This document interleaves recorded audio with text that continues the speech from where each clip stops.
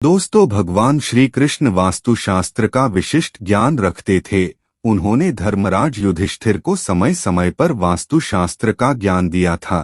यह ज्ञान संपूर्ण मानव जाति के लिए अत्यंत महत्वपूर्ण और कल्याणकारी है। दोस्तों, श्री कृष्ण ने ऐसे दो पेड़ों के बारे में बताया है जिनका भवन की सीमा में होना अत्यंत निर्धनता और दुख का कारण होता है।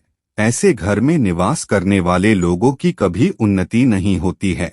उन्हें हमेशा निराशा और पराजय का ही सामना करना पड़ता है। दोस्तों, पेड़ पौधे हमारे घर की सुंदरता को तो बढ़ते ही है, साथ ही वास्तुशास्त्र के अनुसार ये हमारे घर के वातावरण को शुद्ध करते हैं। वृक्षों से सकारात्मक ऊर्जा का संचार होता है, जो हमारे जीवन के लिए अत्यंत महत्वपूर्ण होता है। वृक्ष नकारात्मकता को कम करके वातावरण को अधिक सकारात्मक बनाने का कार्य करते हैं। घर के सामने शुभ पेड़ पौधे लगाने से घर के बरकत आती है। साथ ही ये पेड़ पौधे घर के वास्तु दोष को समाप्त कर देते हैं। घर के सामने लगे ये वृक्ष देवी देवताओं के समान हमारे घर की रक्षा करते हैं। इसलिए हमारे पुराणों और शास्त्रों में घर की सीमा पर कुछ विशेष वृक्ष लगाने की सलाह दी गई है। तो दोस्तों, आज की इस वीडियो में हम जानेंगे कि वो कौन से वृक्ष है जो हमारे घर की सीमा पर होने चाहिए और कौन से वृक्ष नहीं होने चाहिए। दोस्तों, वास्तुशास्त्र में कुछ शुभ वृक्ष के बारे में बताया गया है। ठीक उसी प्रकार वास्तुशास्त्र में अशुभ वृक्षों का भी वर्णन मिलता है। ऐसे वृक्षों का घर की सीमा पर होना अत्यंत अशुभ और अमंगलकारी होता है। इन वृक्षों का घर के सामने होने अत्यंत दुख का कारण बनता है। इन वृक्षों के सानिध्य में रहने से धन का नाश होता है, शत्रुओं में वृद्धि होती है और व्यक्ति अपना मान सम्मान तक खो देता है। तो दोस्तों, अगर आपने भी जाने अनजाने में घर के आंगन में अथवा घर के अंदर ऐसे वृक्ष या पौधे लगाए हैं तो उन्हें तुरंत हटा देना चाहिए। दोस्तों, अगर आप हमारे चैनल पर पहली बार आए हैं तो वीडियो को एक लाइक करके चैनल को सब्सक्राइब कर लीजिए। तो दोस्तों, जान लेते हैं कि कौन से वृक्ष घर के सामने लगाने चाहिए और कौन से नहीं। दोस्तों, सबसे पहला है तुलसी का पौधा। वास्तुशास्त्र में शुभ पेड़ पौधे में सबसे पहले तुलसी का नाम आता है। हिंदू धर्म में तुलसी को लक्ष्मी का दर्जा दिया गया है। माना जाता है कि जिस घर में तुलसी का पौधा होता है वहां कभी भी धन की कमी नहीं होती है। तुलसी का पौधा घर से नकारात्मक दोषों को दूर करता है। तुलसी का पौधा घर से सभी रोगों को नष्ट करता है। दूसरा है पीपल का वृक्ष। दोस्तों, यदि कोई व्यक्ति किसी जलाशय के समीप पीपल का वृक्ष लगाता है तो उसे जो फल मिलता है वो सैकड़ों यज्ञों के समान होता है। जब पीपल के पत्ते उस जलाशय में गिरते हैं तो वह पिंड के समान होकर पितरों को तृप्ति प्रदान करते हैं। इससे सभी प्रकार के पितरी दोष समाप्त हो जाते हैं। श्री कृष्ण कहते हैं कि जो व्यक्ति सुबह ब्रह्म मुहूर्त में स्नान करके पीपल के वृक्ष का स्पर्श करता है उसे समस्त पापों से मुक्ति मिल जाती है और कभी पराजय का सामना नहीं करता है। पीपल का स्पर्श करने से लक्ष्मी की प्राप्ति होती है और उसकी परिक्रमा करने से आयु में वृद्धि होती है। पीपल की जड़ में श्री हरि विष्णु, तने में भगवान शिव और अग्रभाग में ब्रह्मा जी का वास होता है। सोमवती अमावस्या को पीपल के वृक्ष की पूजा करने से जो फल प्राप्त होता है वह हजारों गाय दान करने के बराबर होता है। पीपल के समान इस संसार में कोई वृक्ष नहीं है। पीपल के वृक्ष में सभी देवी देवताओं का वास होता है।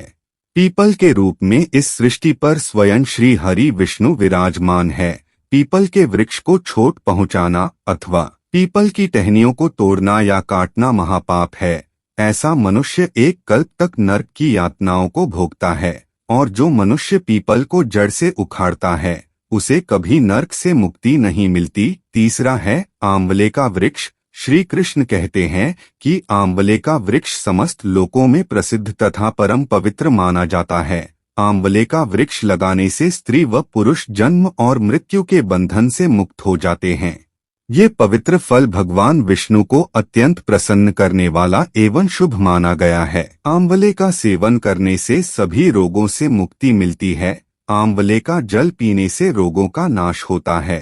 और जल में आंवले को मिलाकर नहाने से गरीबी दूर हो जाती है और सभी प्रकार के ऐश्वर्य प्राप्त होते हैं। जिस घर में सदा आंवला मौजूद होता है उस घर में कभी भी दैत्य और राक्षस नहीं आते हैं। अपने केश में आंवला लगाने से समस्त पापों से मुक्ति मिलती है।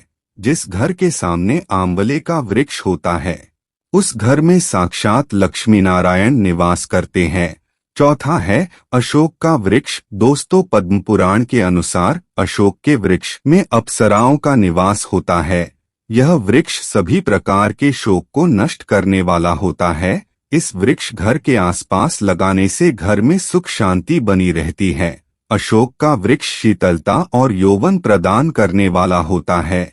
माता लक्ष्मी ने जब देवी सीता के रूप में अवतार लिया था तब रावण द्वारा हरण करने के बाद उन्हें अशोक वाटिका में रखा गया था।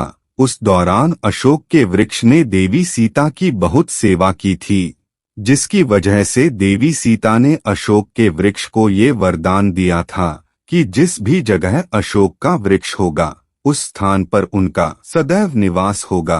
पांचवा है पाकड़ का वृक्ष। पद्मम पुराण के अनुसार प्रत्येक मनुष्य को पाकड़ का वृक्ष अवश्य लगाना चाहिए। इस वृक्ष को लगाने से जो फल मिलता है वह महायज्ञों के बराबर ही होता है। कलयुग में सभी मनुष्य यज्ञ नहीं कर पाएंगे, इसलिए उन्हें पाकड़ का वृक्ष जरूर लगाना चाहिए। छठवां है नीम का वृक्ष।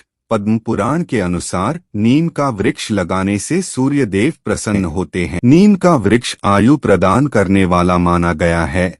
इस वृक्ष को लगाने से अनेकों प्रकार के रोगों से छुटकारा मिलता है।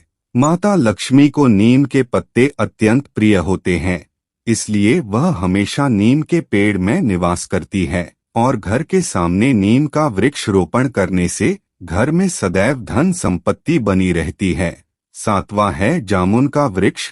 पद्म पुराण के अनुसार जिस मनुष्य के घर की सीमा पर जामुन का वृक्ष होता है उसके घर में कन्या के रूप में मां लक्ष्मी का जन्म होता है, जो घर में धन वृद्धि के साथ साथ कुल का गौरव बढ़ाती है। आठवां है बेल का वृक्ष। पद्म पुराण के अनुसार बेल के वृक्ष में भगवान शिव का और गुलाब के पौधे में माता पार्वती का वास होता है, इसलिए यदि बेल का वृक्ष के पास गुलाब के पौधा लगाया जाए तो भगवान शिव और माता पार्वती दोनों का ही आशीर्वाद सदैव बना रहता है। उस घर में कभी भी कोई दुख दरिद्रता नहीं आती है, उस घर में कभी अकाल मृत्यु नहीं होती और उस घर में कभी कोई स्त्री विधवा नहीं होती है। नौवां है नारियल का पेड़। पद्म पुराण के अनुसार नारियल का पेड़ लगाने से घर की आर्थिक स्थिति मजबूत होती है, साथ ही परिवार के सदस्यों को कर्ज से मुक्ति मिलती है। यही कारण है कि सुख और समृद्धि के लिए घर में नारियल का पेड़ लगाने की सलाह दी जाती है। नारियल को पवित्र मानकर इसका इस्तेमाल प्रत्येक धार्मिक और मांगलिक कार्यों में किया जाता है। सुंदर पत्नी की कामना करने वाले पुरुष को अनार का पेड़ अवश्य लगाना चाहिए।